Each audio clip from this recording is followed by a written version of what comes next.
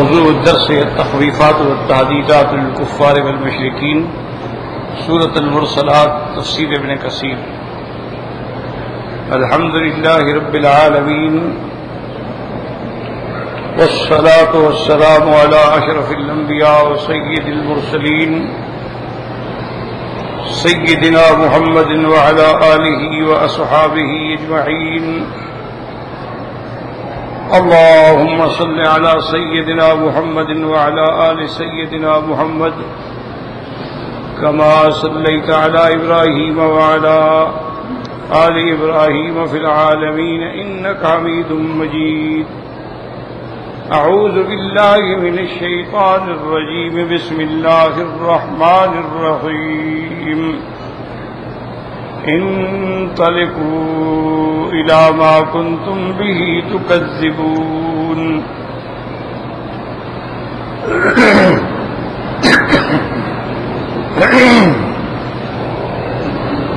انطلقوا إلى ظل ذي ثلاث شعب لا ظليل ولا يغني من اللهب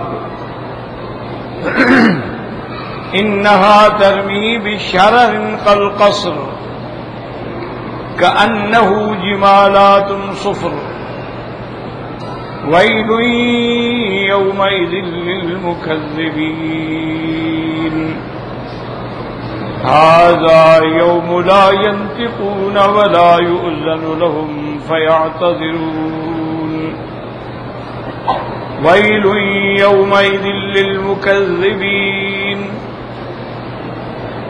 هذا يوم الفصل جمعناكم والأولين فإن كان لكم كيد فكيدون ويل يومئذ للمكذبين۔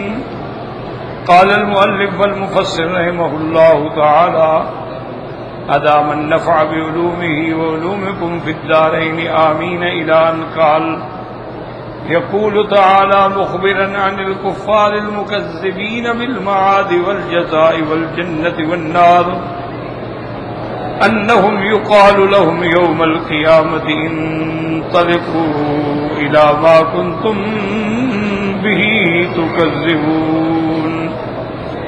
اب مفسر رحمت اللہ علیہ ان آیات کی تفسیر بیان فرماتے ہیں۔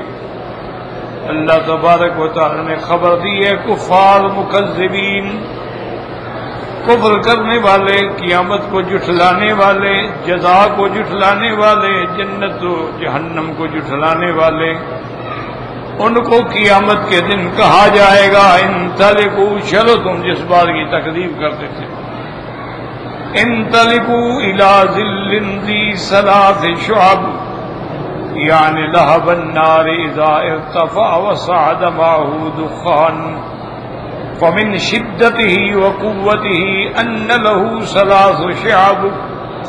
اب مفسر فرماتے ہیں کہ وہ جب آگ کے شعلے ابھریں گے، جب وہ اونچے ہوں گے اور ان کے ساتھ دھواں بھی ہوگا، تو شدت و قوت کے ساتھ وہ تین کڑیوں کے اندر پھٹ جائیں گے،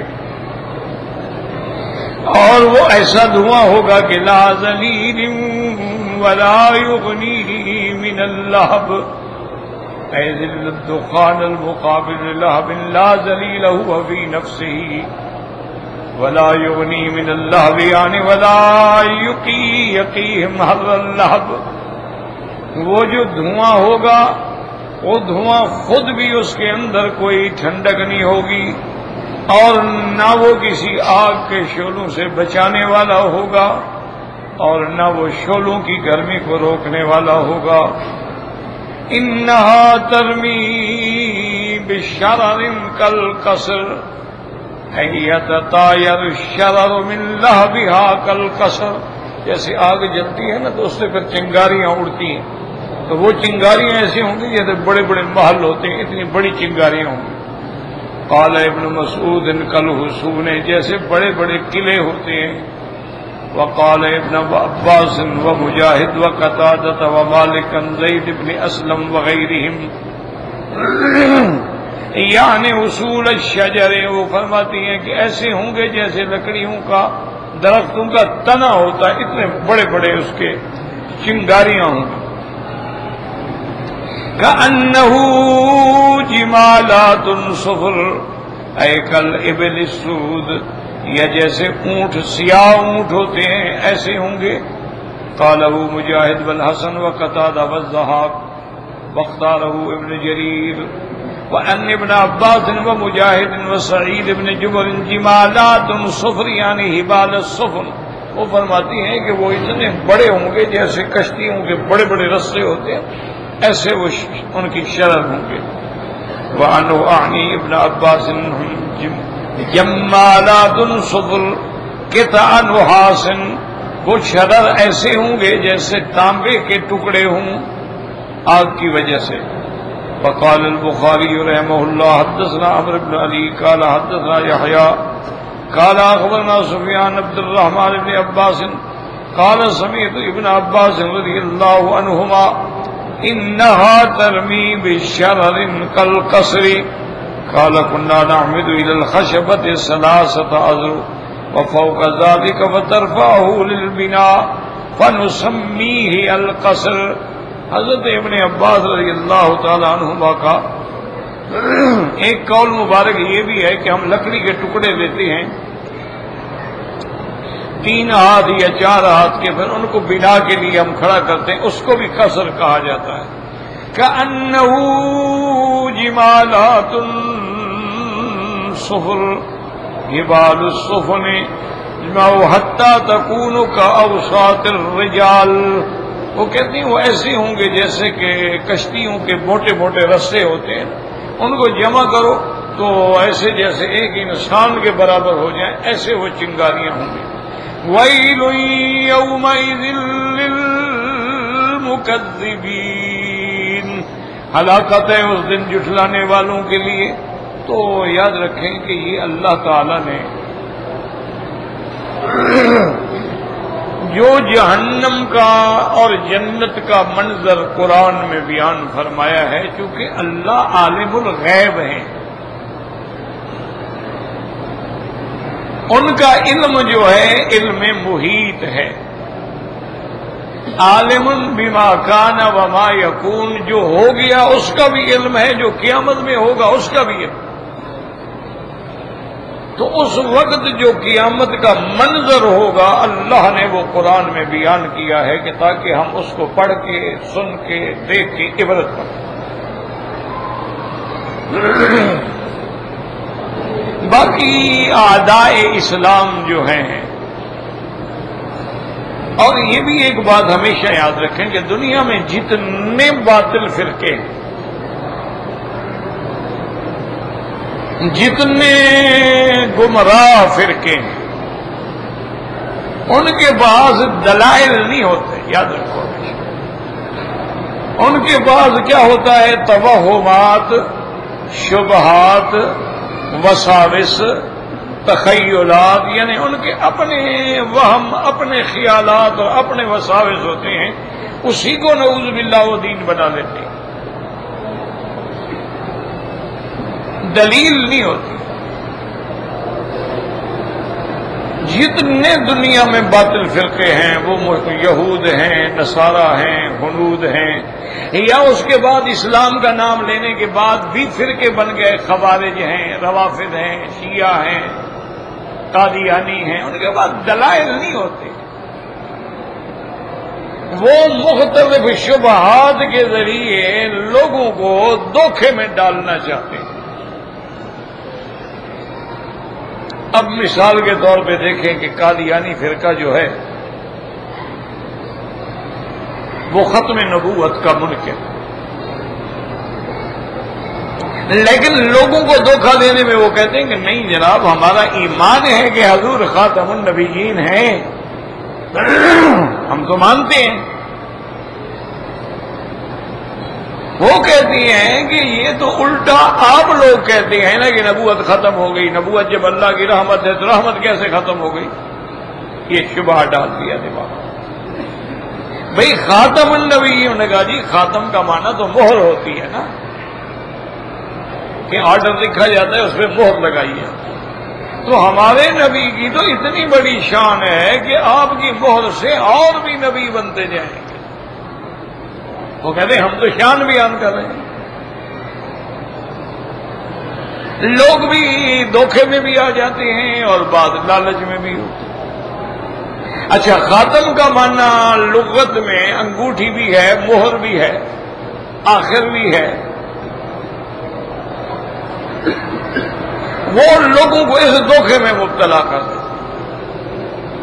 حالانکہ اصولی بات یہ ہے کہ قرآن اللہ کا میرے مدنی پاک پہ اترا، اللہ نے پڑھایا، اللہ نے قرآن سینے میں جمایا، اللہ نے قرآن کی تفسیر بھی اپنے نبی پاک کو سمجھا دی. حضور پاک نے جب خاتم النبیین کا معنی خود بیان کر دیا کہ انا خاتم النبیین لا نبی بعدی، کہ میں آخری نبی ہوں اور میرے بعد کوئی نبی نہیں، تو اب انگوٹھی یا مہر والی بات کہاں رہی؟ اور اسی طرح حضور نے فرمایا انا خاتم النبیین وانتم خاتم الامم، میں اللہ کے انبیاء میں آخری نبی ہوں اور تم آخری امت ہو، چونکہ میرے بعد نہ نبی ہوگا نہ نئی امت ہوگی. اور اسی طرح حضور پاک صلی اللہ علیہ وسلم نے اتنی وضاحت فرمائی کہ ایک جنگ پہ حضور صلی اللہ علیہ وسلم تشریف لے جا رہے تھے. حضرت علی رضی اللہ تعالیٰ عنہ کو حکم دیا کہ تم مکے میں رہو، گھر میں رہو، سیدہ فاطمہ کا خیال رکھو، کیونکہ سیدہ بیمار تھی. حضرت علی رضی اللہ تعالیٰ عنہ بڑے بہادر انسان تھے، ان کو بڑی تکلیف ہوئی کہ میں جنگ سے، میں غزوے سے، میں جہاد سے معروم ہو گیا. انہوں نے آ کے عرض کیا کہ یا رسول اللہ صلی اللہ علیہ وسلم، آپ جا رہے ہیں، صحابہ جا رہے ہیں، مجھے بچوں میں چھوڑ کے جا رہے ہیں.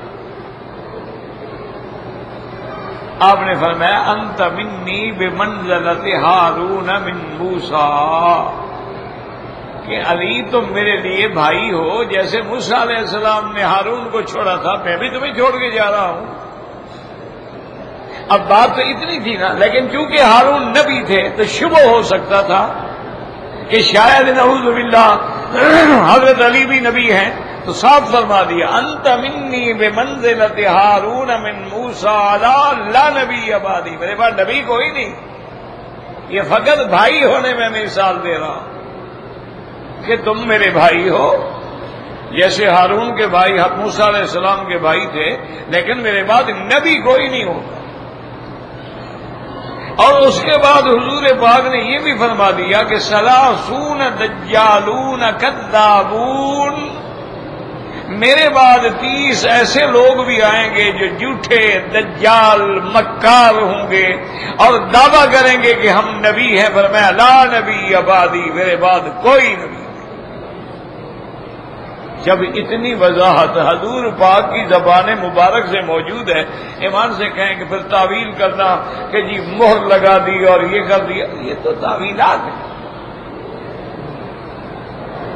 جیسے کہ آج بھی ہمارے بھائی جو ہیں، اللہ ان کو بھی اور ہمیں بھی ہدایت عطا فرما دے کہ اب دیکھیں اب پورے ملکوں میں حضور پاک کے میلاد کے لیے مسجدیں سنواری جا رہی ہیں اور مجلسیں سنواری جا رہی ہیں اور کمکمے لگائے جا رہے ہیں اور بڑے بڑے جلوس نکالے جائیں گے اور جھنڈے لگائے جائیں گے. اگر کوئی کہ وہ کہے بھی کمال کی بات ہے، ہم حضور کے عشق میں کر رہے ہیں، حضور کی محبت میں کر رہے ہیں، تم لوگ کیوں جلتے ہو؟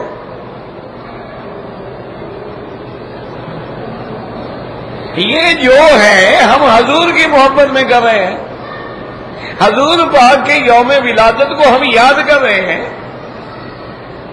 سرکار دو عالم کا اس دنیا میں آنا جو ہے وہ پورے عالم کے لیے رحمت تھا، ہم اس رحمت کا ذکر کر رہے ہیں. اور جیسے آدمی خوشی کے موقع پر، شادیوں کے موقع پر، محفلوں کے موقع پر اپنے مقامات کو سنوارتا ہے، گھروں کو بجلیوں سے چمکاتا ہے، تو ہم حضور کی خوشی میں کیوں نہ چمکائیں؟ یہ ان کا ایک دلیل ہوتی ہے. لیکن یاد رکھیں کہ یہ اپنی طرف سے دلیل ہے. ہمیں پہلے یہ فیصلہ کرنا چاہیے کہ میلاد منانا دین اسلام کا حصہ ہے یا دین اسلام سے باہر ہے.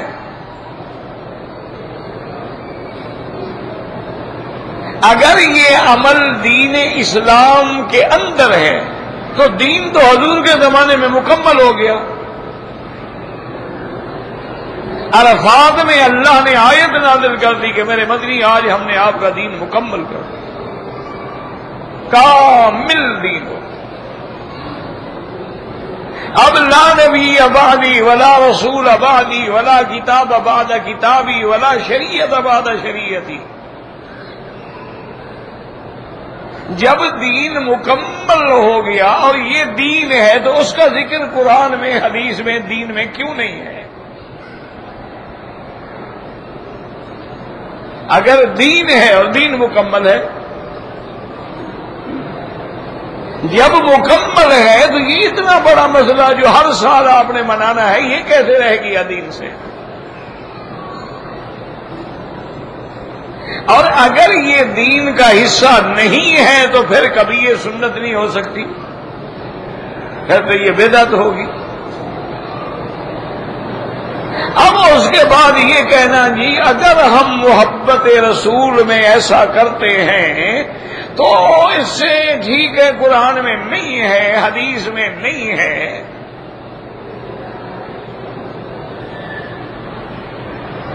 پرانی بات ہے، اس وقت میں چھوٹا تھا، میرے خیال میں ابتدائی کتابیں پڑھتا تھا، موقوف علیہ تک میری کتابیں، یعنی اس وقت یہ ابتدائی کتابیں صرف نحو اس میں ہم تقریباً پڑھ رہے تھے. اتفاق ایسا ہوا کہ میں ٹرین میں سوار ہوا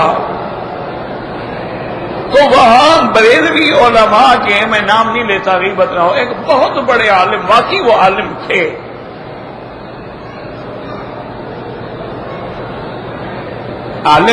اور ماشاءاللہ بہت بڑے معقول میں اور منطق میں ان کو بہت بڑی دسترس تھی.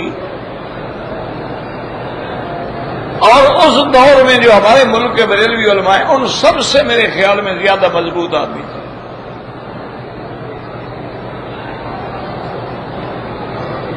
اتفاق ایسا ہوا کہ ٹرین کے ایک ہی ڈبے میں ہم آ گئے. وہ مجھے نہیں جانتے تھے اور میرا بھی بچپن تھا، جیسے بچپن ہوتا ہے آدمی کا، جوانی کے دن ہوتے ہیں. میں نے ان کو بڑی محبت سے سلام کیا، محبت سے مصافحہ کیا، ان نے بھی بڑی محبت سے، بیٹا بیٹھے میرے ساتھ بیٹھے، ادھر بیٹھے. میں بیٹھ گیا. اس کے بعد میں نے عرض کیا، میں نے کہا حضرت اتفاق ہے، پتہ نہیں آپ سے میری ملاقات ہو سکتی نہ ہو سکتی، آپ اتنے بڑے عالم ہیں اور میں اتنا طالب العلم ہوں، لیکن یہ وہابی ہمیں بڑا تنگ کرتے ہیں. یہ جو اذان سے پہلے صلاۃ و سلام ہم پڑھتے ہیں، اذان کے بعد صلاۃ و سلام پڑھتے ہیں، جمعہ کی نماز کے بعد کھڑے ہو کے صلاۃ و سلام پڑھتے ہیں، اس کے بارے میں کوئی حدیث مبارک میں، کسی صحابی کے قول میں یا قرآن کی کسی آیت مبارک سے کوئی حجت ملتی ہو تو مہربانی کر کے ہمیں سمجھائیں، ہم جواب تو دیں وہابیوں کو. انہوں نے سمجھا بھی یہ بچہ ہے تو وہ تقد میرا. انہوں نے کہا دیکھو بیٹا بات سیدھی ہے، قرآن میں بھی نہیں ہے، حدیث میں بھی نہیں ہے، صحابہ نے بھی نہیں کیا، تابعین نے بھی نہیں کیا.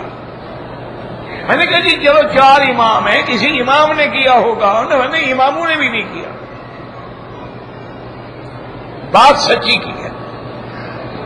میں نے کہا پھر آپ کیوں کر دیں گے؟ کہ بس ایک اصل مسئلہ یہ ہے کہ تاکہ اذان سے پہلے جب لوگوں صلاۃ و سلام ہم پڑھیں گے تو لوگوں کو پتہ لگ جائے گا بھی یہ محبین کی مسجد ہے، یہ عاشقوں کی مسجد ہے، یہ صلاۃ و سلام پڑھنے والوں کی مسجد ہے، اور جہاں نہیں پڑھا جائے گا پتہ لگ جائے گا وہابیوں کی مسجد ہے. اس لیے ہم پڑھتے ہیں، ورنہ نہ قرآن میں ہے، نہ حدیث میں ہے، نہ صحابہ نے پڑھا ہے. میں نے کہا حضرت گزارش یہ ہے کہ جو چیز قرآن میں بھی نہ ہو، حدیث میں بھی نہ ہو، صحابہ میں بھی نہ ہو، اجماع میں بھی نہ ہو، قیاس میں بھی نہ ہو، ہمارے 4 ادلہ ہے، کتاب اللہ ہے، سنت رسول اللہ ہے، اجماع ہے اور قیاس ہے۔ ان چاروں میں اگر کوئی دلیل نہیں ہے تو پھر تو صاف ظاہر ہے کہ بدعت ہوئی۔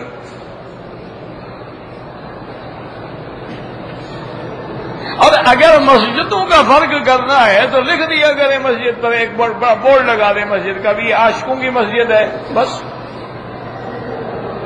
مسجد کا بورڈ دیکھ کے لوگ آ جائیں گے۔ کیا میں نے کہا دیکھیں جی، بہرحال جہاں تک کتاب میں آتا ہے کہ یا فریضۃ عادلۃ یا سنت محکمۃ، یہ چیزیں حجت ہوتی ہیں۔ کہنا کہ آپ ہیں کون؟ میں نے کہا جی میں طالب ہوں بس، اور کو ایک آدمی دور بیٹھا تھا بیچارہ ڈبے میں، وہ ایسے کہا حضرت آپ نہیں جانتے یہ مولانا خیر محمد صاحب کا بیٹا ہے، وہ مولوی مکی اس کا نام ہے۔ کہا اچھا اچھا، میرا بھتیجا ہوا نا، پھر تو بڑی محبت سے ملے اور کہنے لگے یار پھر تم ہمیں بڑھاپے میں چھیڑتے ہو، دلیل تو نہیں ہے ہمارے پاس، سیدھی بات ہے۔ میں نے کہا حضرت آپ اتنے بڑے عالم ہیں اور کہتے بھی ہیں کہ دلیل نہیں ہے، تو مہربانی کر کے اعلان کر دیں، جھگڑا ہی ختم ہو جائے نا۔ کہنے لگے یہ میں نہیں کر سکتا۔ میں نے کہا جی کیوں؟ اس نے کہا آپ کا اپنا حلقہ ہے، ہمارا اپنا حلقہ ہے، میں اگر اعلان کروں گا تو ہمارے مرید تو ٹوٹ جائیں گے۔ میں نے کہا پھر ہمارے والے آپ کے مرید ہو جائیں گے، آپ فکر کیوں کرتے ہیں؟ اچھا اچھا اچھا، بس میں دعا کروں گا اللہ آپ کو علم نصیب کرے۔ میں نے کہا جزاکم اللہ، اللہ آپ خوش رکھے۔ تو بہرحال اس کے بعد پھر انہوں نے بات نہیں کی، پھر وہ اپنے مریدوں سے متوجہ ہو گئے۔ میں بھی اگلے اسٹیشن پہ اترا اور گارڈ سے میں نے کہا یار میرا گزارا نہیں ہوتا، کسی اور 2nd کلاس کے ڈبے میں جگہ دیکھو۔ انہوں نے کہا جی ٹھیک ہے ہم آپ کو اور جگہ بٹھاتے۔ میں نے کہا یار اس کو یا تو میں چھیڑتا رہوں گا، آخر یہ ناراض ہو جائیں گے۔ بزرگ آدمی ہیں، محبت سے بات ایک دفعہ ہو گئی، لیکن بار بار میں چھیڑوں گا تو آخر ناراض ہو جائیں گے۔ تو بات یہ ہے کہ یہ بات نہیں ہوتی کہ جی قرآن میں بھی نہیں، حدیث میں بھی نہیں، ائمہ نے بھی نہیں، تو بابا پھر سیدھی بات کرو کہ بدعت ہے۔ اسی لیے یاد رکھو کہ علماء نے اہل سنت والجماعت، جو حقیقت میں اہل سنت والجماعت ہیں، یاد رکھو۔ ویسے تو ہر آدمی کہتے ہیں میں اہل سنت ہوں، اہل سنت کا معنی حضور کے طریقے پہ چلنے والے، والجماعت کا معنی صحابہ کا دامن پکڑنے والے۔ اور یہی حضور نے ہمیں چیزیں دی ہیں کہ میری سنت اور میرے صحابہ کی سنت کو پکڑ لو۔ جو صحیح اہل سنت والجماعت ہیں وہ ان علماء نے، متقدمین نے بھی اور متاخرین نے بھی لکھا ہے کہ جو لوگ دین میں بدعت ایجاد کرتے ہیں وہ دراصل دین کے کامل ہونے کے منکر ہوتے ہیں۔ اور اسی طرح انہوں نے لکھا ہے کہ دنیا میں ڈاکو ہو، قاتل ہو، چور ہو، راہزن ہو، دہشت گرد ہو، امید ہے کبھی توبہ کر لے، لیکن بدعت والے سے امید نہیں ہوتی توبہ کرنے کی۔ اللہ اس کو توبہ سے محروم کر دیتے ہیں۔ وجہ کیا ہے؟ وہ جو کر رہا ہے اس کو دین سمجھ رہا ہے، تو دین سے توبہ کیسے کرے؟ دیکھو نا، ایک آدمی شرابی ہے، اللہ نہ کرے اللہ نہ کرے، اللہ ہر مسلمان کو بچائے، لیکن جب اس کا نشہ کھل جاتا ہے، اکیلا بیٹھا کہتا تو ہے نا میں غلط کام کرتا ہوں، دوستوں کو بھی کہہ یار دعا کرو میں مصیبت میں مبتلا ہو گیا ہوں، نشے کی عادت ہو گئی ہے، میرا گھر برباد ہو رہا ہے، یہ تو مانتا ہے۔ بدعت والا تو کہتا ہے میں نے دین کا کام کیا، میں تو حضور پاک کو خوش کر رہا ہوں، وہ کیسے توبہ کرے؟ اس لیے ہمیشہ یاد رکھیں، انہوں نے شبہات یہ کیے ہیں کہ جب اتنی بڑی آگ ہوگی تو آگ کے اندر وہ کافر کیسے ایسی باتیں کریں گے اور کیسے کلام ہوگا، کیسے جواب ہوگا؟ تو یاد رکھو، اللہ اگر انعام میں حضرت ابراہیم کو آگ کے اندر بٹھا کے محفوظ رکھ سکتے ہیں، اللہ اپنے دشمنوں کو بھی آگ کے اندر رکھیں گے، سزا بھی ملے گی لیکن زندہ رہیں گے، موت نہیں آئے گی۔ لا يموت فيها ولا يحيا، ایسی زندگی ہوگی کہ جیسے اٹکی ہوئی ہو، نہ سانس نکل رہی ہے اور نہ سانس اندر جا رہی ہے ان کی، لیکن بولتے ہوں گے۔ اسی لیے اللہ فرماتے ہیں بدل اللہ جلودہم غیرہا، ان کے جب چمڑے جل جائیں گے تو فوراً دوسرے پیدا ہو جائیں گے تاکہ عذاب ہوتا رہے۔ اب اللہ فرماتی ہیں ھذا یوم لا ینطقون، یہ وہ دن ہے کہ جس میں لا یتکلمون، کافروں کو تم کو بولنے کی بھی اجازت نہیں ہوگی، ولا یؤذن لهم فیعتذرون، یعنی لا یقدرون علی الکلام، بولنے کی بھی طاقت نہیں ہوگی اور نہ عذر معذرت پیش کرنے کی اجازت ہوگی، ولا یؤذن لهم فیہ لیعتذروا بل قد قامت علیہم الحجۃ ووقع القول علیہم بما ظلموا وهم لا ينطقون۔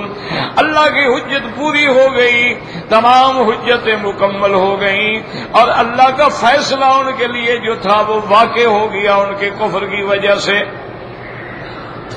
اور ساتھ القیامت حالات، اب مفسر فرماتی ہیں کہ قیامت کے دن کے کئی حالات ہوں گے، والرب تعالی یخبر عن هذه الحالۃ تارۃ وعن هذه الحالۃ تارۃ، اللہ نے قیامت کے بارے میں خبر دی ہے، ایک وقت ہوگا جب کافر بولیں گے، عذر بھی پیش کریں گے، قسمیں بھی کھائیں گے، اور ایک وقت ایسا ہوگا کہ نہ بول سکیں گے نہ کوئی عذر پیش کر سکیں گے، لیدل علی شدۃ الاحوال والزلازل یومئذ، تاکہ اس دن کی سختی اور اس دن کے زلازل، فلہذا یقول بعد کل فصل من هذا الکلام، اسی لیے ہر کلام کے بعد اللہ نے فرمایا ویل یومئذ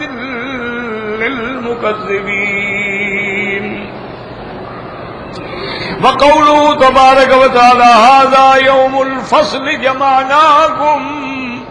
جمعناکم والاولین فإن كان لكم كيد فكيدون، وهذه مخاطبة من الخالق تعالى لعباده يقول لهم، اللہ تبارک و تعالی اس دن اپنے بندوں سے کہیں گے، کافر ہے یا مشرک ہے اس کا بندہ ہے، هذا يوم الفصل جمعناکم والاولین، یعنی انہ جمعہم بقدرتہ فی صعید واحد یسمعہم الداعی وینفذہم البصر، ایک میدان میں اللہ سب کو اکٹھا کر دیں گے، ہر سب پر نظر بھی پہنچ جائے گی، آواز بھی پہنچ جائے گی۔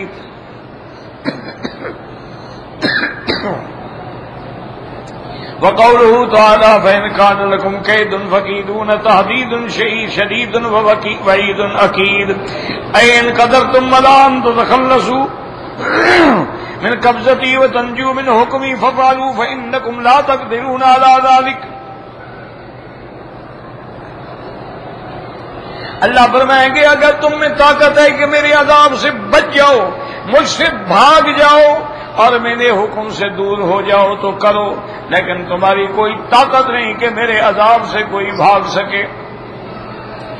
جیسے اللہ فرمائے گا یا معشر الجن والانس ان استطعتم ان تنفذوا من اقطار السماوات والارض فانفذوا لا تنفذون الا بسلطان، اے جن و انس اگر تم آسمان کے کناروں سے زمین کے کناروں سے نکل کے بھاگنا چاہتے ہو تو بھاگ جاؤ، لیکن تم نہیں بھاگ سکتے جب تک کہ اللہ تبارک و تعالیٰ کا حکم نہیں ہوگا۔ وقد قال تعالی ولا تضرونه شيئا، وفي الحديث يا عبادي انكم تبلغون في فتنفعوني ولن تبلغوا ضري فضروني، جیسے حدیث میں آئے گا، آیا اللہ پاک فرمائیں گے اے میرے بندے نہ تم مجھے کوئی نقصان دے سکتے ہو نہ نفع پہنچا سکتے ہو، نفع بھی میں دینے والا، نقصان بھی میں دینے والا ہوں۔ وقد قال ابن ابي حاتم حدثنا علي بن المنذر التويفي اللودي قال حدثنا محمد بن فضيل قال حدثنا حسين بن عبد الرحمن حسان بن مخارق عن ابي عبد الله الجدلي قال اتيت بيت المقدس فاذا عبادة بن الصامت وعبد الله بن عمرو وكعب الاحبار يتحدثون في بيت المقدس۔ حضرت ابی عبداللہ الجدلی فرماتی ہیں کہ میں مسجد بیت المقدس میں مسجد اقصی میں آیا، میں نے کیا دیکھا کہ حضور کے صحابہ میں سے حضرت عبادۃ بن صامت ہیں، عبداللہ ابن عمرو ہیں، کعب الاحبار ہیں، وہ وہیں بیٹھ کے حدیثیں بیان فرما رہے ہیں۔ فقال عبادہ اذا كان يوم القیامت، حضرت عبادہ نے فرمایا کہ جب قیامت کا دن ہوگا جمع اللہ الاولین والآخرین فی صعید واحد ينفضهم اسمهم الداعی، اللہ تبارک و تعالی سب اولین و آخرین کو اس میدان میں جمع کریں گے، اور ساری مخلوق جو ہے ان پہ نظر بھی پہنچے گی، آواز بھی پہنچے گی، اور ان کو کہا جائے گا، اللہ فرمائیں گے ھذا یوم الفصل، آج فیصلے کا دن آ گیا، جمعناکم والاولین، ہم نے تم کو اور پہلوں کو سب کو جمع کر دیا، فإن کان لکم کید فکیدون، اگر کوئی مکر ہے، کوئی ہیلا ہے میرے عذاب سے بچنے کا تو بچو۔ الیوم لا ینجو منی جبار عنید ولا شیطان مرید، آج میرے عذاب سے کوئی سرکش جبار بھی نہیں بھاگ سکتا اور کوئی شیطان جو ہے سخت وہ بھی نہیں بھاگ سکتا۔ فقال عبداللہ ابن عمر فإنا نحدث يومئذ لا تخرج عنكم من النار فتنطلق حتى إذا كان بين ظهراني الناس نادت۔ اب حضرت عبداللہ ابن عمر نے بیان فرمایا کہ قیامت والے دن جہنم سے ایک ایسے گردن نکلے گی، اللہ تبارک و تعالی نے اس کو بولنے کی بھی قدرت دی ہوگی، وہ آگ بولے گی، حتی اذا کان بین، اور چل پڑے گی، جب لوگوں کے درمیان میں آئے گی تو پکار کے کہے گی ایھا الناس انی بعثت الی ثلاثۃ انا عارف بهم من الاب بولده ومن الاخ باخیه لا یغیبهم انی وزر ولا تخفیهم انی خافیہ، اور وہ آگ سے آواز آئے گی کہ میں 3 لوگوں کو بڑی اچھی طرح پہچانتی ہوں، حتیٰ کہ یعنی یوں سمجھ لیں کہ ان کی نسل سے پہچانتی ہوں، لا یغیبهم، آج وہ مجھ سے کسی طرح چھپ نہیں سکتے ہیں، ولا تخفیہم انی خافیۃ، نہ کوئی چیز ان کو مجھ سے چھپا سکتی ہے۔ پہلا کون ہے؟ الذی جعل مع اللہ الہا آخر، سب سے پہلے وہ جس نے اللہ کے ساتھ کسی غیر کو معبود بنایا، اللہ کے ساتھ کسی غیر کو بھی مشکل کشا سمجھا، حاجت روا سمجھا، اللہ کے سوا غیروں کو پکارنے والا، اس کو بھی میں پہچانتی ہوں۔ وَكُلَّ جَبَّارٍ عَنِيدٍ، اور ہر وہ جبار سرکش جو ہیں دنیا کے اندر بڑے ضدی، ان کو بھی پہچانتی ہوں۔ وَكُلَّ شَيْطَانٍ مَرِيدٍ، اور جو شیطان ہیں سب سے ضدی سرکش، ان کو بھی پہچانتی ہوں۔ فَتَنْتَوِي عَلَيْهِمْ تُقْذَفُهُمْ فِي النَّارِ قَبْلَ الْحِسَابِ ب40 سنة، اور وہ آگ ان پہ ایسے گرے گی، ان کو اٹھا کے پھر جہنم کے اندر ڈالے گی، ابھی حساب کتاب بھی نہیں ہوا ہوگا، کیونکہ ان کا حساب تو واضح ہے نا، حتیٰ کہ آگ بھی ان کو پہچان رہی ہے۔ اللہم اجرنا من النار، اللہم اجرنا من النار، دعا کیا کریں اللہ جہنم سے بچا۔ اللہم ارزقنا جنت الفردوس الاعلی، یا اللہ اپنی رحمت سے ہمیں جنت الفردوس الاعلی نصیب فرما۔ اللہم اجعل آخر ایامنا خیر ایامنا آخرہا، یا اللہ ہماری زندگی کے جو آخری دن ان کو سب سے بہتر بنا دے۔ واجعل خیر یومنا یوم نلقاک، اور سب سے بہتر دن وہ ہو جب ہم آپ کے دربار میں حاضر ہوں۔ واللہ اعلم۔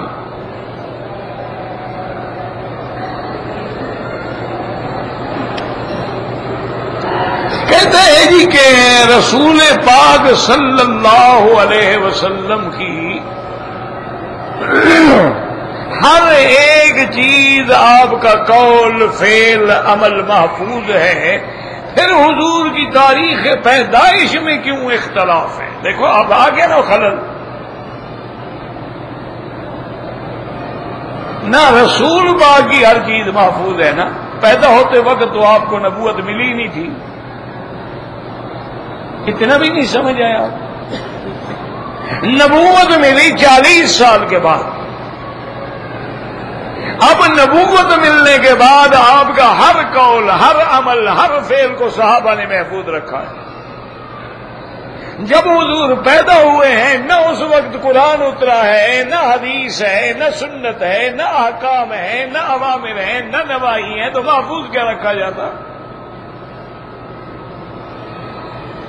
بات کو سمجھا کر، نبی کی ہر چیز محفوظ ہے، پہلے نبوت تو ملے نا۔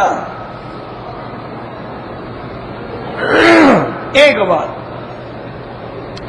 دوسری بات یہ سمجھیں کہ جس دور میں میرے آقا رحمت دو جہاں صلی اللہ علیہ وسلم پیدا ہوئے ہیں، وہ دور ایسا تھا کہ نہ کوئی کیلنڈر تھا، نہ کوئی تقویم تھی، نہ کوئی تاریخ لکھی جاتی تھی، یہ رواج ہی نہیں تھا۔ لوگ یعنی آپ اندازہ کریں نا کہ لوگ پوچھتے نا صحابہ سے کہ بھئی حضور کس سال پیدا ہوئے، تو وہ فرماتے تھے ولد سنۃ الفیل، جس سال وہ ہاتھیوں والا بادشاہ آیا تھا نا اسی سال حضور پیدا ہوئے تھے، تاریخ نہیں بتا۔ اس دور میں لوگ کہتے تھے بھی یہ واقعہ اس زمانے میں ہوا ہے جب سیل عرم آئی تھی، جب وہ بہت بڑا فلڈ آیا تھا نا اس کے بعد کا یہ واقعہ ہے۔ لوگ یاد رکھتے تھے حوالے سے کہ سوکھ عکاظ کا جب میلہ لگا تھا نا یہ واقعہ اس دن ہوا تھا، تاریخ تو تھی ہی نہیں، نہ تاریخ لکھی جاتی تھی نہ تاریخ ضبط کی جاتی تھی، نہ ان میں یہ رواج تھا۔ تو اس لیے حضور صلی اللہ علیہ وسلم کی ولادت کے اندر بھی اختلاف ہوا۔ یہ تو ولادت کے بعد جب حضور پاک نے خود بیان فرما دیا کہ میری ولادت جو ہے اس میں کوئی شبہ نہیں کہ ربیع الاول میں ہوئی ہے، مہینے میں کوئی جھگڑا نہیں۔ اچھا تاریخ ہجری اب جو کہتے ہیں نا اب 9 ربیع الاول، یہ تو حضور کے زمانے میں تھی نہیں، یہ تو حضرت عمر کے زمانے میں آگے تاریخ ہجری رکھی گئی، یہ تو حضرت ابو بکر کے زمانے میں بھی تاریخ نہیں تھی، یہ تو حضرت عمر کا جب دور آیا تو انہوں نے کہا کہ بھائی ہر ملک کی تاریخ ہوتی ہے تو ہماری بھی کوئی تاریخ ہو، ہم اپنے سال کی ابتدا کہاں سے کریں؟ تو بعض صحابہ نے کہا کہ حضور کی مولد سے جس دن حضور پیدا ہوئے اسی کو ہم اپنے سال جو ہے وہیں سے شروع کریں۔ حضرت عمر نے فرمایا پھر ہمارا اور عیسائیوں کا فرق کیا رہ جائے گا؟ عیسائی بھی تو عیسیٰ علیہ السلام کی مولد سے شروع کرتے ہیں، اسی لیے ان کی تاریخ میلادی ہوتی ہے، یہ 2013 جو ہے آپ کا یہ میلادی ہے، سن عیسوی ہے، تو پھر ہم مسلمانوں کا بھی وہی حال ہو جائے گا۔ انہوں نے بھی نبی کے میلاد کو سنہ کی ابتدا بنایا، ہم بھی وہی کام کریں جو نصارہ نے کیا ہے۔ انہوں نے کہا اچھا، کچھ صحابہ نے کہا اچھا ایسا کریں امیر المومنین کہ جس دن قرآن اترا ہے نا اس دن نبوت ملی ہے نا تو اس تاریخ سے ہم اپنا ابتدا کریں۔ حضرت نے فرمایا اللہ کے بندے قرآن تو 20 سال اترتا رہا ہے، پھر کس صورت سے ابتدا کریں؟ ایک دن تو قرآن نہیں اترا نا۔ تو سارے دلائل کے بعد حضرت عمر رضی اللہ تعالی عنہ نے فرمایا کہ میری رائے یہ ہے کہ اللہ نے دین محمد مصطفیٰ کو جو عزت دی ہے وہ ہجرت سے دی ہے، ہجرت کے بعد دین پھیلا ہے، ہجرت کے بعد اسلام جو ہے ابھرا ہے، لہذا ہم اپنی تاریخ جو ہے وہ ہجری بنائیں اور تاریخ کی ابتدا جو ہے وہ یکم محرم الحرام حرمت والے مہینے سے کریں، تب یہ تاریخ ہجری وجود میں آئی۔ اس کے وجود میں آنے کے بعد لوگوں نے اندازہ لگایا اچھا بھائی اس حساب سے تو حضور ربیع الاول میں پیدا ہوئے، انہوں نے کہا ہاں جی سوموار، انہوں نے کہا اچھا اس کا معنی ہے کہ 12 ہوگی، اس لیے اختلاف۔ لیکن یہ اختلاف بھی اس دور میں تھا جب تحقیق نہیں ہوئی تھی، اب تو تحقیق ہو گئی کہ آپ کی ولادت 9 ربیع الاول ہے، کیونکہ 12 ربیع الاول کو سوموار کا دن ہی نہیں بنتا۔ اسی لیے میں نے عرض کیا تھا نا اگلے دن بھی کہ اب آپ کے پاس کمپیوٹر ہے، انٹرنیٹ ہے، آپ کے پاس جناب ماشاءاللہ فیس بک ہے، ٹویٹر ہے، اس پہ آپ نکالیں پتہ لگ جائے گا آپ کو کہ 12 ربیع الاول آج سے 1434 سال پہلے جو تھا اس دن سوموار کی رات تھی۔ 1 منٹ میں نکل آئیں گے، کیونکہ آج کل تو کیلنڈر بن گئے نا، آنے والے 1000 سال کی بھی بن گئے، جو 1000 سال پہلے گزر گئے ان کے بھی بن گئے، تو اب تو کوئی جھگڑا نہیں ہے نا، آپ دیکھ لیں تو ولادت آپ کی 9 ربیع الاول ہے اور وفات آپ کی 12 ربیع الاول ہے، وہ بالاتفاق ہے۔ وہ کیوں اتفاق ہے کہ اس وقت نبوت آ چکی تھی، حضور کی ہر چیز کو محفوظ رکھا جا رہا تھا، لہذا وفات کی تاریخ تو محفوظ رہی نا، اس میں تو کوئی شبہ نہیں ہوا۔ اس لیے یہ بات نہیں کہ ہر چیز محفوظ ہے تو تاریخ کیوں محفوظ نہیں۔ اچھا، میرا خیال ہے کہ اللہ کی ہر چیز میں حکمت ہے، یعنی غلط بھی ہو سکتا ہے، میں ایک طالب العلم ہوں، میں کوئی عالم مولوی مفتی تو ہوں نہیں۔ میرا ایک خیال ہے کہ اللہ نے دیکھو نا جی، جن چیزوں کو چھپا دیا ہے نا اس میں بھی کوئی حکمت ہے۔ اللہ نے اس کو اختلاف میں رہنے دیا تھا کہ لوگ میلاد بنا کے بدعات میں نہ پڑیں، کوئی کہے گا 9 ہے، کوئی کہے گا 12 ہے۔ اچھا، بعض لوگوں نے کہا حضور خود پیدا ہی رجب میں ہوئے، اختلاف ہو گیا، تو ان کو موقع نہ ملے بلا وجہ حضور کے نام سے کوئی چیز کر دیں، ہو سکتا ہے، اللہ عالم۔ حضور پاک کو غیب کا سارا علم تھا تو قرآن سے پوچھ لیتے نا، حضور نے فرمایا ولا عالم الغیب، میں علم غیب نہیں جانتا۔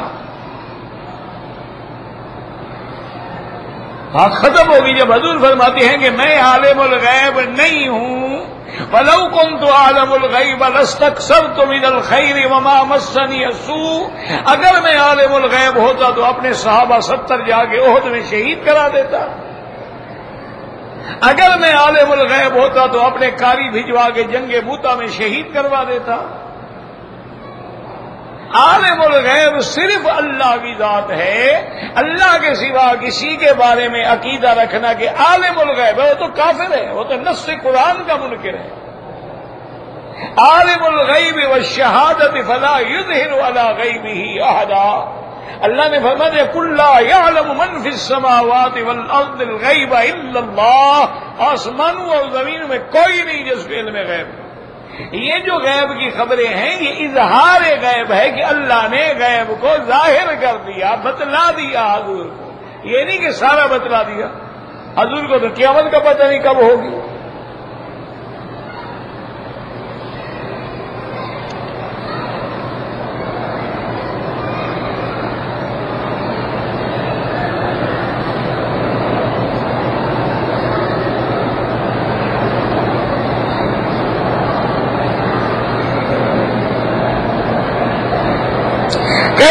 کہ میں نے اور میری بیوی نے 8 سال پہلے منت مانی تھی کہ اگر ہمارا رشتہ ہو گیا تو فلاں پیر کی مزار پہ 11 دیگیں پکائیں گے،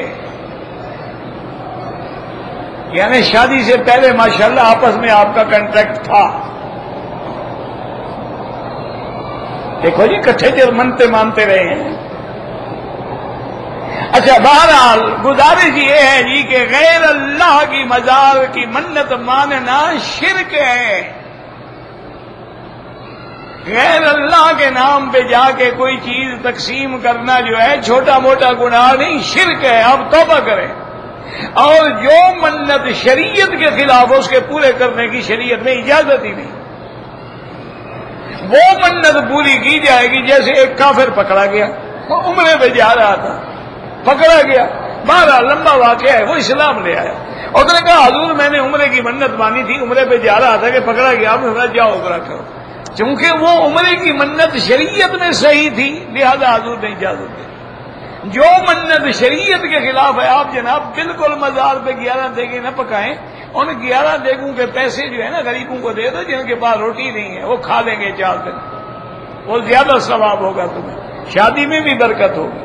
آپ اس کے پیسے اکٹھے کر کے جو آج غریب بیچارے پڑے ہوئے ہیں جن کے پاس لقمہ نہیں ہے، کھانے کی روٹی کا ایک لقمہ نہیں، لوگ گردے بیچ رہے ہیں، لوگ بچے بیچ رہے ہیں، ان کو تقسیم کرو، مزاروں پہ نہیں۔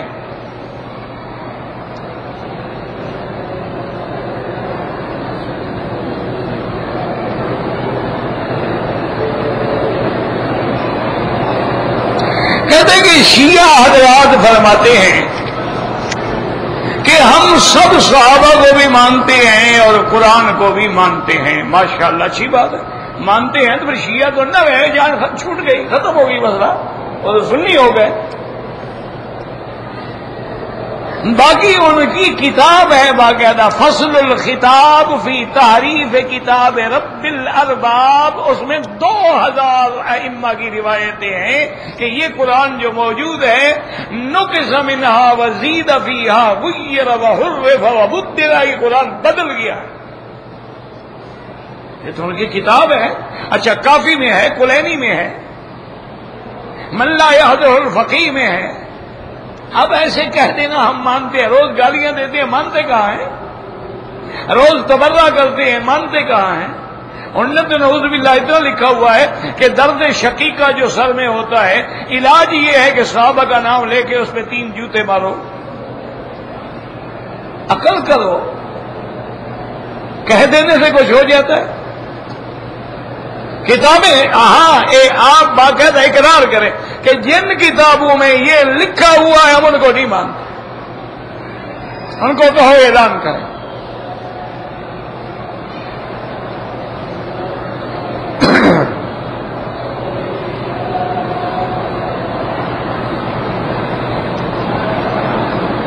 کہتے ہیں جی کہ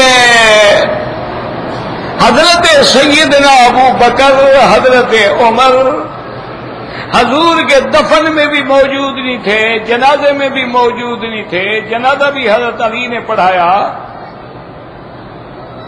حضرت ابو بکر، حضرت عمر، حضرت عثمان نے جنازہ ہی نہیں پڑھا، بلکہ یہ دوران جنازہ یہ خلافت کی غرض سے بنو ثقیفہ میں تھے۔ اہل سنت کی کتاب میں لکھا ہوا ہے، مصنف ابن ابی شیبہ میں اور کنز العمال میں لکھا ہوا ہے، یعنی سیاہ ستہ کی کسی کتاب میں نہیں ہے۔ یہ تو تم مانتے ہو نا بھائی، مصنف ابن ابی شیبہ نے تو سینکڑوں حدیثیں غلط ہیں، سینکڑوں فتاوی غلط ہیں، ایک بات۔ دوسری بات یہ ہے کہ حضرت علی نے جنازہ، حضور کا جنازہ تو کسی نے پڑھایا ہی نہیں، تو حضرت علی نے کیسے پڑھایا؟ اتنا بڑا جھوٹ۔ حضور امام الانبیاء ہے، آپ کے جنازے پہ امام کون بنے؟ لہذا صحابہ نے فیصلہ کیا کہ حضور کے حجرہ مبارک میں، حجرہ عائشہ میں صرف 10 آدمیوں کے کھڑے ہونے کی جگہ تھی، 10 صحابہ جاتے تھے، کھڑے ہو کے درود شریف پڑھ کے باہر آ جاتے تھے، جنازہ نہیں پڑھتے تھے۔ حضور کے گناہ ہیں بخشوانے کے لیے دعا کرنے گئے تھے۔ جب حضور کا جنازہ ہی نہیں تھی، اتنا بڑا الزام لگانا کہ جنازہ نہیں پڑھا۔ اگر ابو بکر، عمر، عثمان نے جنازہ نہیں پڑھا تو حضرت علی ان کے وزیر کیسے رہے؟ حضرت علی ان کے مشیر کیسے رہے؟ اسی لیے ایک خارجی نے پوچھا تھا حضرت علی سے کہ یا علی کیا بات ہے امیر المومنین، ابو بکر کے زمانے میں بھی فتوحات ہوئی ہیں، حضرت عمر کے زمانے میں، عثمان کے زمانے میں اسلام پھیل گیا اسپین سے لے کر ماورا نہر تک، جب سے آپ خلیفہ بنے ہیں ایک بستی بھی فتح نہیں ہوئی۔ تو پتہ ہے حضرت علی نے کیا فرمایا؟ انہوں نے کہا شریف آدمی، جب ابو بکر، عمر، عثمان بادشاہ تھے تو وزیر علی تھا، اب جب میں بادشاہ بنا تو وزیر تیرے جیسے بدبخت بن گئے تو فتح کیسے ہو؟ اور حضرت علی فرماتے تھے کہ افضل هذه الامت، اس امت میں سب سے بڑا عالم، سب سے بڑا بہادر، سب سے بڑا سخی اور ساری کائنات میں حضور کے بعد افضل ابو بکر ہے۔ باقی بنو ثقیفہ میں یعنی حضور کے بعد دین بچانا ضروری تھا کہ نہیں تھا؟ تو اگر خلافت نہ ہوتی انتشار ہو جاتا، وہ ایک اہم مسئلہ تھا۔ حتیٰ کہ آپ دیکھتے نہیں ہیں دنیا کے اندر بھی ایسے ہوتا ہے کہ کبھی بادشاہ کی موت ہو جائے، اس کو چھپاتے ہیں جب تک کہ قانون مستحکم نہ ہو جائے، جب تک کہ بیعت نہ ہو جائے، دوسرے کا اعلان نہ ہو جائے، ورنہ انتشار ہو جائے گا۔ انہوں نے تو امت کو انتشار سے بچایا۔ یہ ایسی باتیں لکھ دیتی ہیں جی کنز العمال۔ کنز العمال میں تو میرے خیال میں کوئی 2 حصے حدیثیں ضعیف ہوں گی، تم میں جرت ہے تو سیاہ ستہ پیش کرو. یہ آگے کا شیعہ کی بات. اب ایمان سے کہیں شیعہ مانتے ہیں ابو بکر عمر عثمان, جو کہتے ہیں جنازہ نہیں پڑھا جناب, دفن میں بھی نہیں آئے جناب, حضرت علی نے جنازہ نہیں پڑھایا, یاد رکھو.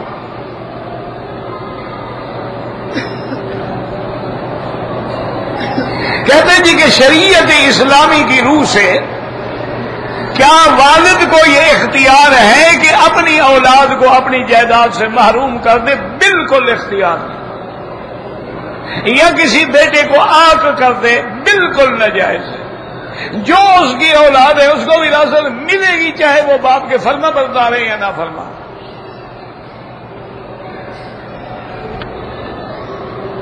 سنی لڑکی کا نکاح شیعہ سے نہ کریں.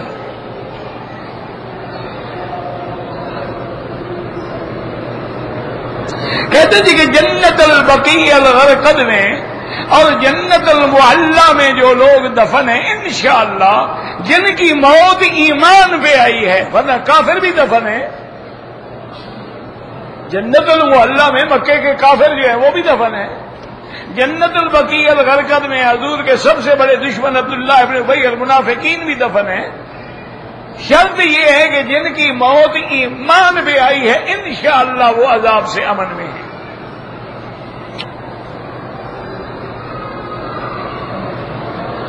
اگر ایک سفر میں بار بار آدمی 2 3 4 عمرے کرے کوئی حرج نہیں. حضور پاک نے تو ایک سفر میں 10 طواف بھی کبھی نہیں کیے. اگر آپ 10 طواف کریں تو یعنی وہ بھی ناجائز ہے. جب عبادت ثابت ہے اس کی کثرت منع نہیں ہوتی. وہ عبادت ناجائز ہے جو ثابت ہی نہیں ہے.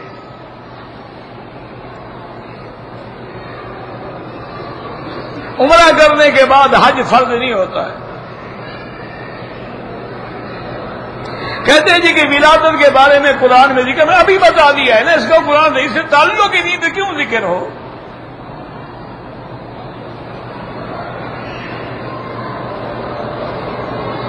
وہ کہتے جی قرآن سے کیوں دکھا دیں, قرآن کا اس مسئلے سے تعلق ہی نہیں ہے. قرآن نازل ہی نہیں ہوا جب پیدا ہوئے.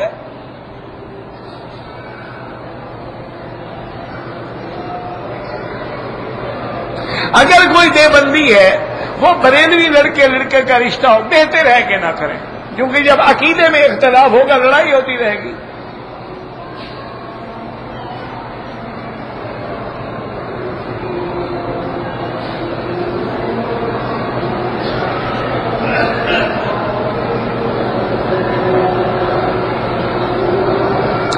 میں احرام کے ساتھ جتنے اترا حمام سے نکلتے ہوئے میں گر گیا. پریشانی میں چادریں بھی خراب ہو گئی, پھر ان کو بھی ٹھیک کیا, پھر میں نے کپڑا بھی سر پہ ڈال, کچھ نہیں ہو, کوئی جرمانہ نہیں.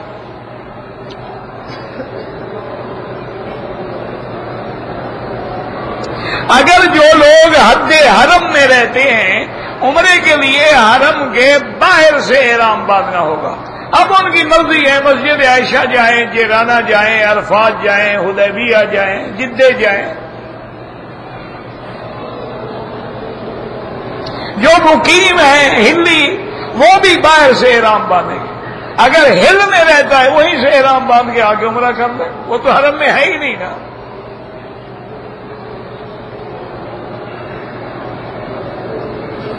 کہتے جی کہ طواف کے دوران میں ہیڈ فون لگا کے تلاوت سنتا رہے, کوئی حرج نہیں.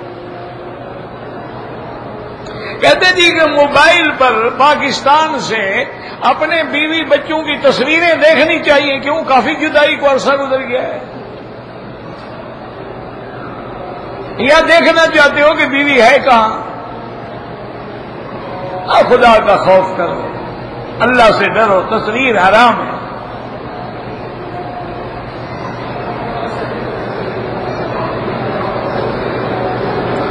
مولانا قاری صاحب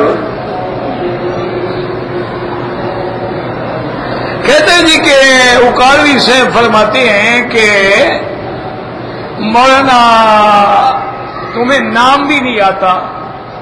اصل مولانا محمد شفیع اکاڑوی تھے. ان کا بیٹا جو ہے نا وہ کوکب اکاڑوی یا نورانی اکاڑوی ہے, نور اکاڑوی کوئی نہیں ہے. میں تو ان کے والد کے ساتھ بھی ماشاءاللہ میرا ایک جگہ بلکہ مناظرہ بھی طے ہو گیا تھا، لیکن اللہ کی شان ہے، ان پہ موت آ گئی بیچارے پہ، وہ فوت ہو گئے۔ بہرحال وہ یہ کہتے ہیں کہ حضور کی وفات کے 3 دن بعد ایک اعرابی نے سوال کیا تھا، تو اعرابی کی سنت ہوئی نا، نبی کی سنت تو نہیں ہے نا، اور کہہ بھی اعرابی رہے ہو، یعنی کسی ابو بکر عمر عثمان و علی نے نہیں کیا۔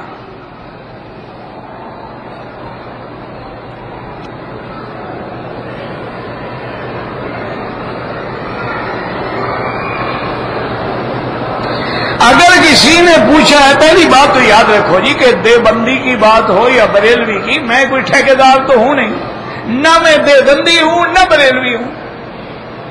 دیوبندی وہ ہوتے ہیں جو دیوبند میں رہتے ہوں، بریلی وہ ہوتے ہیں جو بریلی کے رہنے والے۔ میں تو مکے میں پیدا ہوا، مکے میں رہتا ہوں، میں تو مکی ہوں۔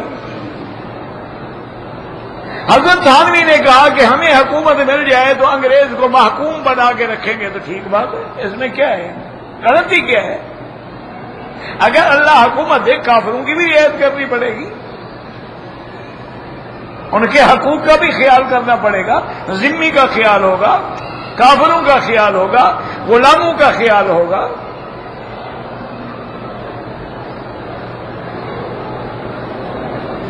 کہتے جی جنات جو ہے قیامت کے دن انسانوں کو نظر آئیں گے، تمہیں دیکھنے کا شوق کیوں ہے؟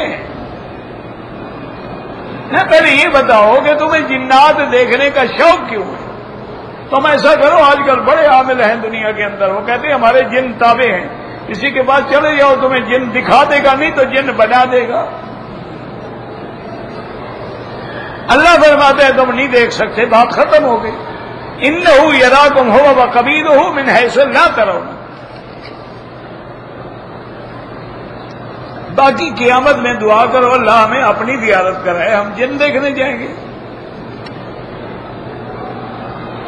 ان جن جو ہیں عورتوں کو یا مردوں کو قبضے میں لے سکتے ہیں، لے سکتے ہیں، یہ تو حدیث میں ہے۔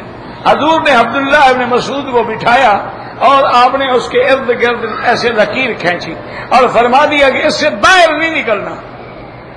جب حضور واپس آئے تو آپ نے کہا حضرت میری تو جان نکل گئی، آوازیں آ رہی تھیں، شور تھا، لڑائی تھی، اب میں چاہتا کہ آپ کی خدمت میں حاضر ہوں، پھر ڈر جاتا۔ آپ نے فرمایا تھا کہ نہ نکلنا۔ فرمایا ہاں وہ جنات آئے ہوئے تھے، ان کے جھگڑے تھے، میں فیصلے کر رہا تھا، اچھا ہوا کہ تم نہیں نکلے، ورنہ تمہیں شیطان اڑا کے لے جاتا۔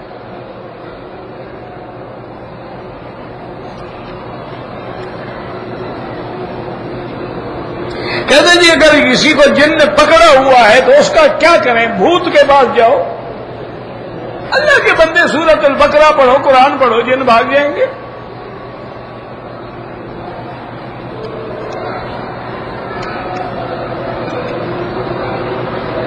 اگر ایک نابالغ نے طواف زیارت نہیں کیا، بہرحال اس پہ کوئی جرمانہ نہیں، لیکن اگر مکے میں ہے کر لے، اور دم شم کوئی نہیں ہو تو بالغ ہی نہیں، اس پہ احکام ہے ہی نہیں۔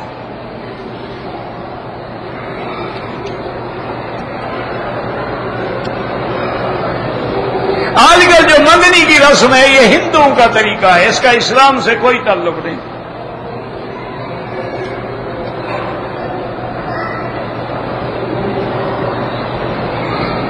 ایک آدمی تندرست بھی تھا، لیکن آمدن اس نے طواف زیارت 20 کو کیا ہے تو حنفی مسلک میں اس کو دم دینی ہوگی۔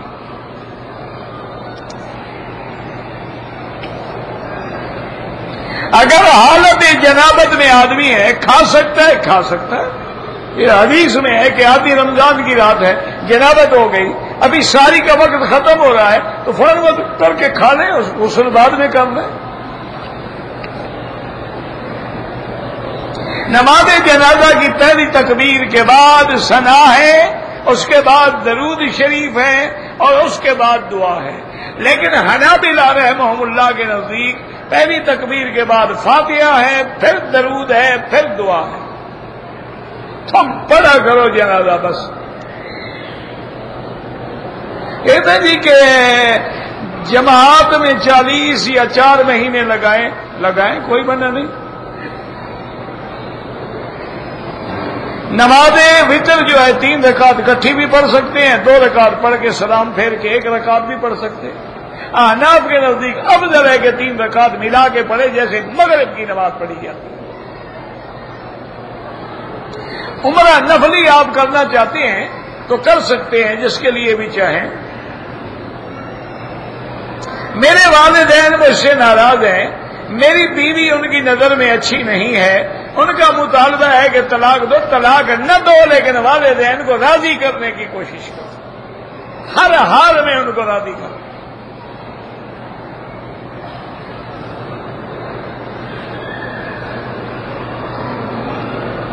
میں توبہ کرتا ہوں پھر گناہ ہو جاتا ہے، ابھی دروازہ تو بند نہیں ہوا، پھر توبہ کرو۔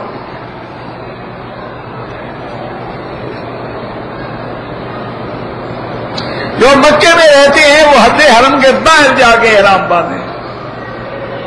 والدین تندرست ہیں، صحت مند ہیں، ان کے لیے کوئی طواف نہیں، ان کے لیے دعا کرو اللہ ان کو نصیب کرے۔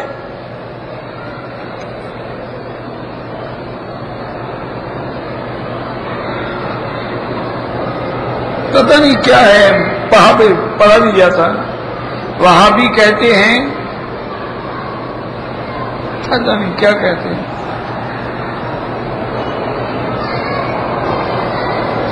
میں سود پہ پیسے لیے تھے، ویزا خریدا، دونوں کام گناہ کے کیے، بہرحال اب توبہ کرو۔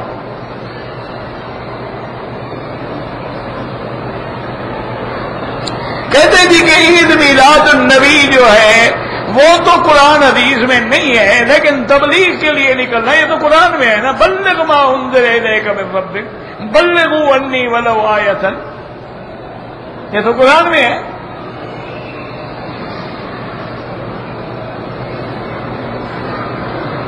لوگ راستے میں بیٹھ جاتے ہیں، حرم کا راستہ روک دیتے ہیں، اللہ ہدایت ہے، اور کیا کر سکتے ہیں۔ پرفیوم لگانا جائز ہے۔ ربنا تقبل منا انك انت السميع العليم وتب علينا انك انت التواب الرحيم ربنا آتنا في الدنيا